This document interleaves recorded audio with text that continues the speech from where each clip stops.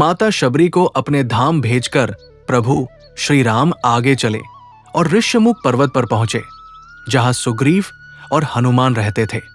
अत्यंत बलशाली श्रीराम और लक्ष्मण को आता देखकर सुग्रीव बहुत डर गया।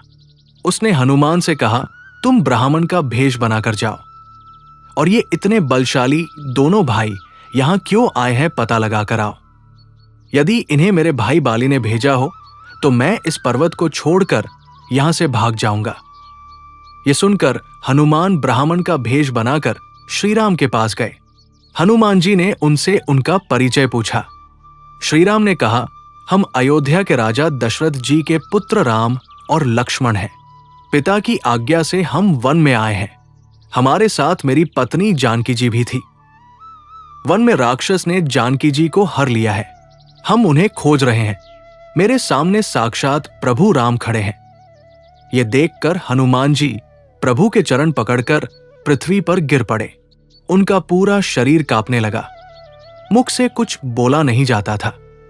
कुछ देर बाद थोड़ा धीरज धरकर हनुमान बोले, प्रभु, मैंने आपको इतने वर्षों बाद देखा, वो भी तपस्वी के भेष में।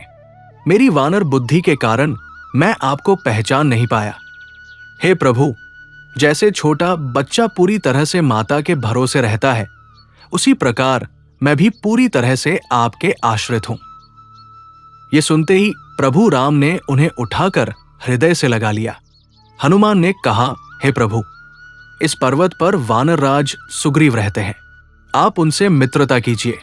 वे सीता जी की खोज के लिए करोड़ों वानरों को यहाँ भेजेंगे। ये कहकर हनुमान जी ने दोनों भाइयों को पीठ पर बैठा लिया और सुग्रीव के पास ले गए। सुग्रीव प्रभु को देखकर गदगद हो गए। सुग्रीव ने सीता जी के द्वारा फेंके हुए गहने श्रीराम को दिखाए और सीता जी को वापस लाने के उपाय करने का वचन दिया।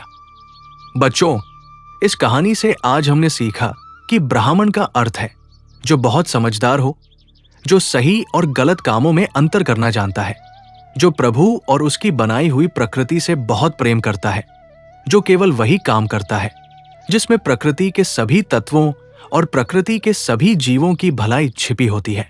वही व्यक्ति ब्राह्मण होता है, वही प्रभु को महसूस कर सकता है। इसलिए हनुमान ब्राह्मण का भेष बनाकर प्रभु राम से मिलने गए।